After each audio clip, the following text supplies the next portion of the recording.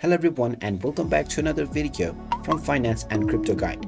In this video, I'm going to show you how to update the Goodbudget application on your smartphone.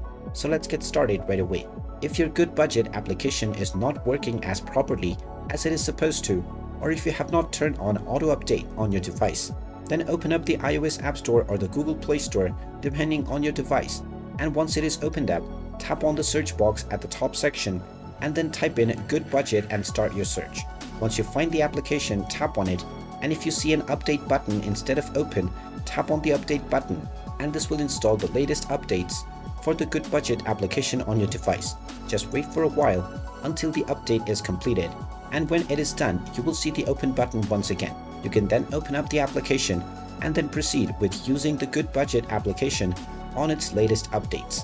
And there you have it. That is how easy it is to update the Goodbudget application on your smartphone. If you find this video helpful, make sure you hit that like button and subscribe to our channel if you haven't done so already. Also ring that notification bell to never miss another update from us. Thank you for watching, and I will see you again in the next video.